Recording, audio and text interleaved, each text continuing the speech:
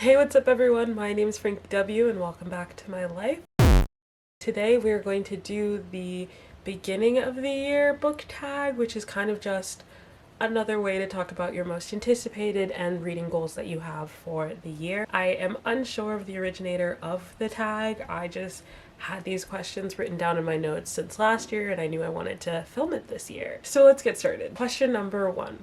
How many books are you planning on reading this year? So my goal for 2025 is to read 25 books. It's not really because of the year, it's just that my goal 2 years ago when I first started reading again was 12 books. Last year it was 24, and instead of like continuously going up, I want to just keep it at a solid 25 to see if I can meet that goal one more time before I up the ante. What's your most anticipated release of the year? So I have 2. They're the only books I have pre-ordered for this year. The first one comes out March 18th, 2025. And it's Sunrise on the Reaping, a Hunger Games novel by Suzanne Collins. This is her 5th Hunger Games book. It is the second prequel to what happens before the Hunger Games, and it's the Quarter Quail, which I'm so excited for because it's the 50th game, which is Haymitch's game, and that means there's 2 times the amount of tributes in the arena. So instead of 24, it's 48. We get a very brief glimpse of Haymitch's game in Catching Fire, the second book in the series, not in the movie, and it's very brutal. So I'm really interested in what overarching theme message that Suzanne Collins is trying to get out there with this one, because we know the reason Haymitch is the way he is now is because what happens in this book. So I'm very curious what happens. And then we have The Coven Tendency by my really good friend Zoe Hanamakuta. I will buy every single book she owns because she's an amazing author. She's just brilliant. And her books are all gay and sci-fi and horror and whatever. Like, it's just really fun. And so I don't really know anything about what this book's gonna be about. I just ordered it immediately when Zoe put it on her story. So those are my 2 most anticipated releases of 2025. Question 3.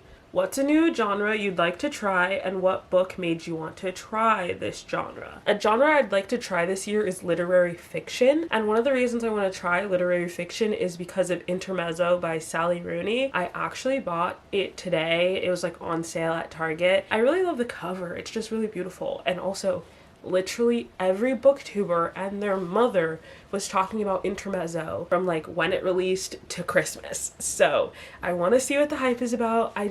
I've never really read literary fiction before, and Kat's Fields Notes is someone who reads a lot of literary fiction, and she's the reason I wanted to give the genre a try in the first place, because Lucy by Jamaica Kincaid is one of her favorite books. And yeah, I hear really good things about Sally Rooney, but I have never I haven't read anything by her. So this is my first jump into Sally Rooney, will be Intermezzo. Question number 4. What's a book you're most likely to reread?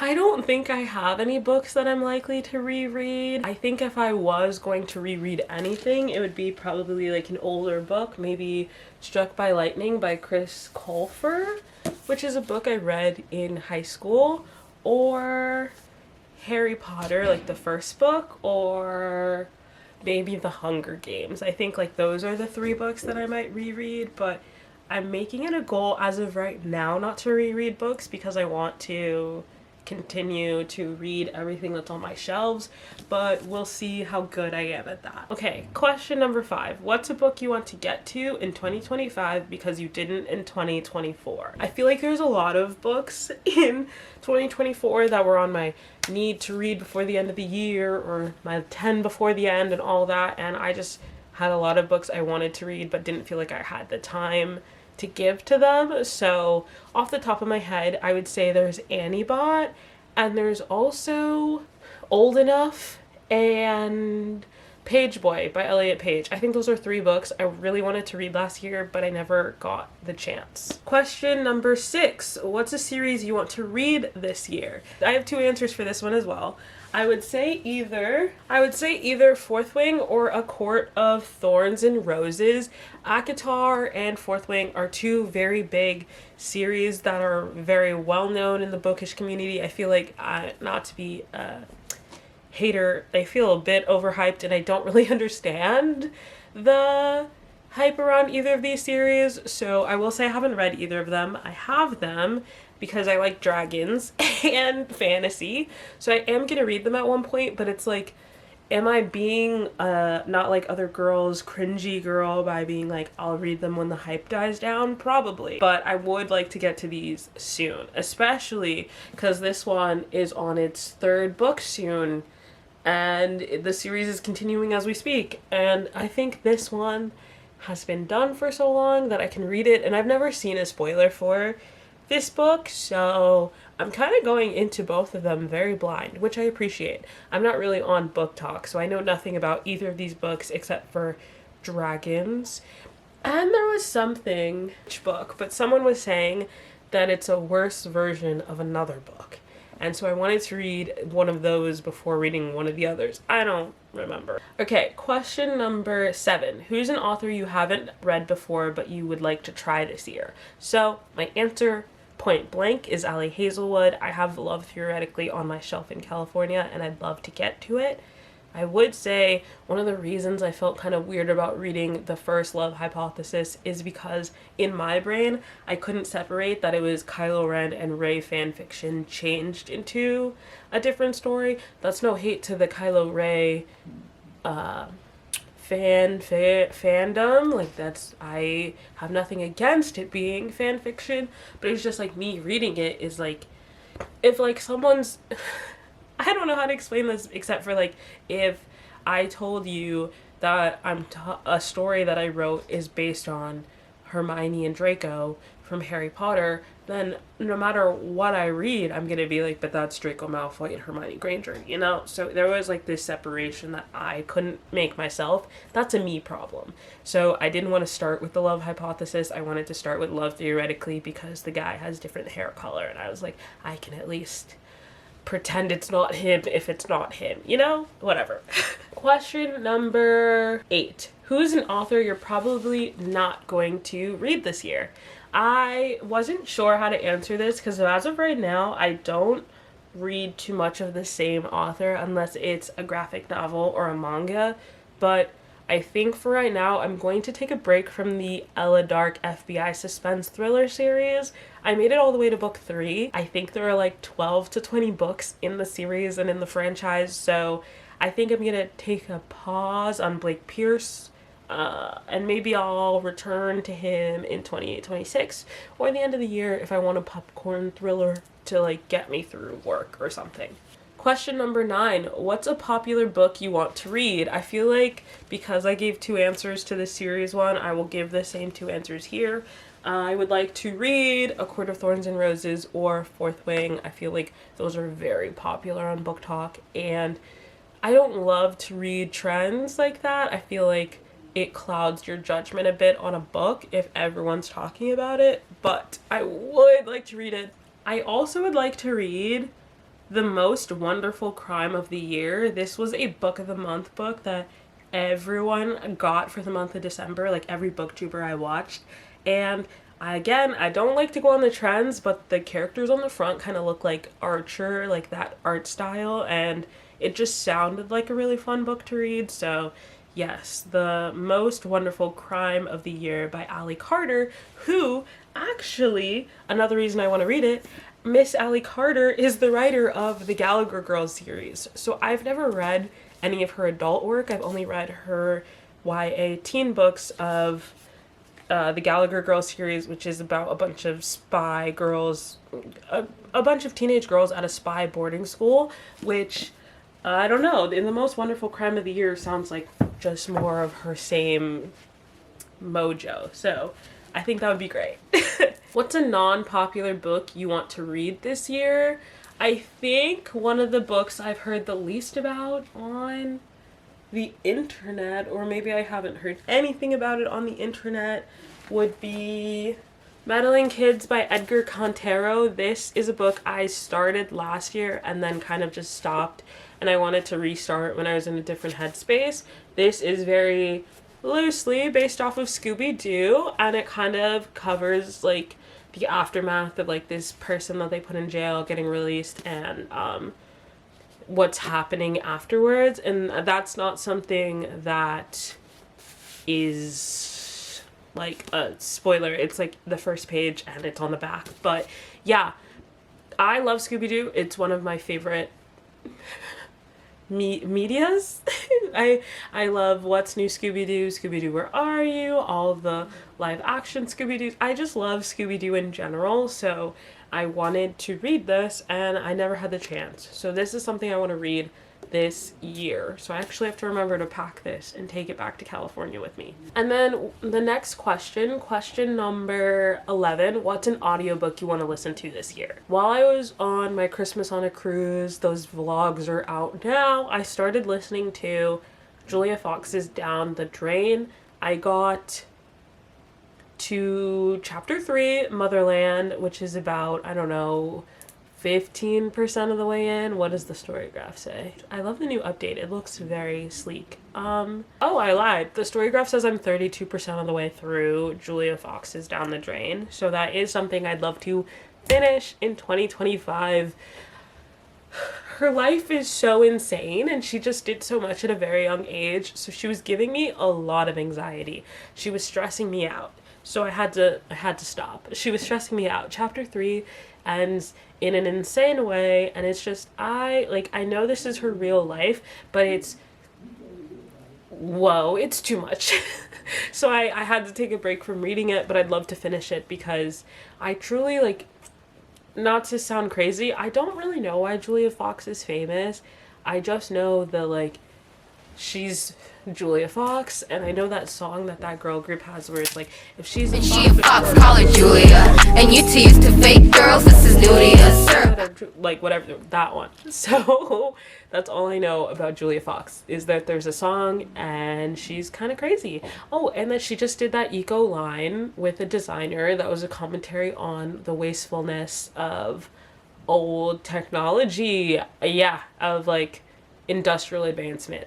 That was really cool. What's a book you want to read based on the cover? Based on the cover, I picked up Legendborn. I haven't read it yet. It's just black main character, magic. That was truthfully enough for me. This cover is sick. And then I saw the Bloodmarked cover. Bloodmarked is the sequel, and it's just also sick. And I want to say that this is my redemption from the Mortal Instruments. I think this is my redemption from the Mortal Instruments. For those who don't know, I bought that entire book series when I was a kid, and then I read into the part where they talk about incest, and then I put the book series down and I never finished it. And my friend Maddie got so mad at me when she's like, please, you have to keep reading it. And I'm like, I don't care if it was not really incest. The idea of incest was there, so I'm not going to keep not this book. So I'm not going to keep reading The Mortal Instruments when the author is just so cool with willy-nilly incest. That's weird. So I feel like this is my redemption, where I get another girl who kind of discovers she's magical, just like Clary did, but she's black. Which, I don't know. I feel like that makes it better. Question number 13, what's a book to TV adaptation that you're excited for? So I actually don't have one right now. I feel like the biggest thing that I watch is Heartstopper. That's an adaptation I watch immediately. I haven't really heard of any other adaptations coming out in 2025, but I am excited for 2026 when the new Hunger Games Sunrise on the Reaping movie will come out based on the book that comes out this year. So for now, that's my answer.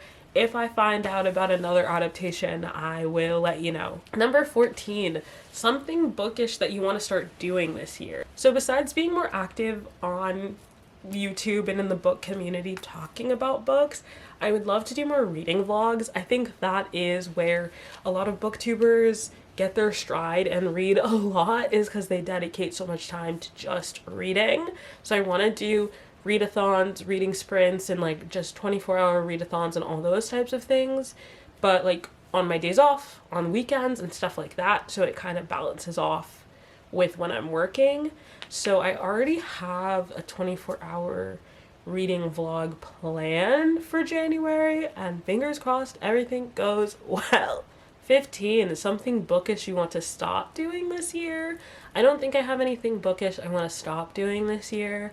I do want to be more intentional with my reading journal though. I feel like halfway through it kind of lost some of its flair because some of the spreads are much better than others. So I want to be mindful and intentional with my reading journal and not just to fill it out when I think, oh, it's time, fill it out. I need to finish.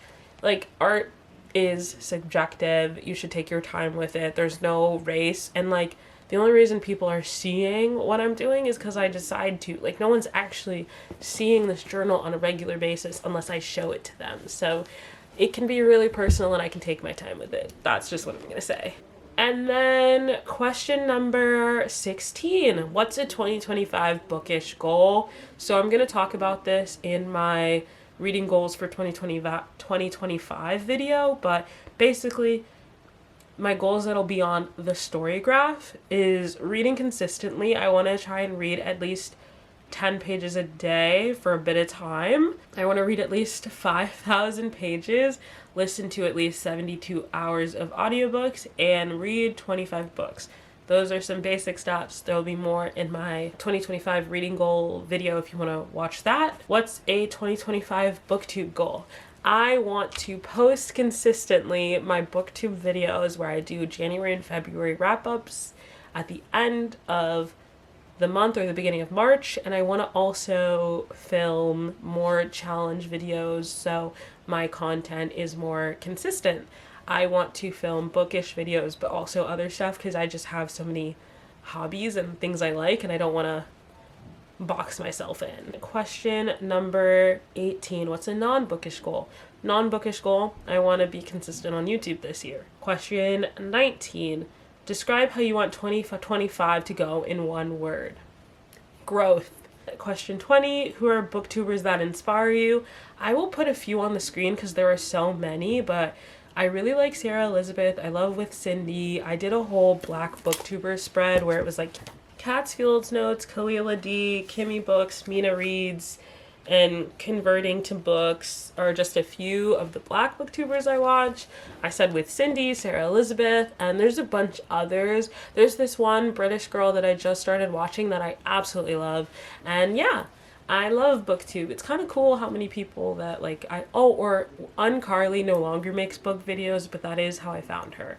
Question 21, last question. Something you want to say to someone starting a book account. Honestly, just start, and just because you're not reading as much as everyone else, do not be discouraged. At first, because I only read 1 or 2 books a month, I was like, oh, I can't post. It really doesn't matter. Just post and talk about the books you like. I could talk about the books I like for literally 30 minutes. So just be you. And if you want to do a video dedicated to one book a month or every couple of days, that's also completely fine. Just start. Be yourself and like don't care what other people are reading, because half these people who read like 80 to 90 to 100 books a year, a lot of them this is the only thing that they're doing. Like there's a lot of booktubers who booktube is their whole full-time job. This is something I want to do on the side with my full-time job also included. So be you, take your time, and it's not a race, it's a marathon. Okay, that's everything that I wanted to talk about in this video. I have other booktube videos that are going to show up on screen, and make sure to like, comment, and subscribe, and maybe tell me some of your 2025 bookish reading goals. Okay, bye!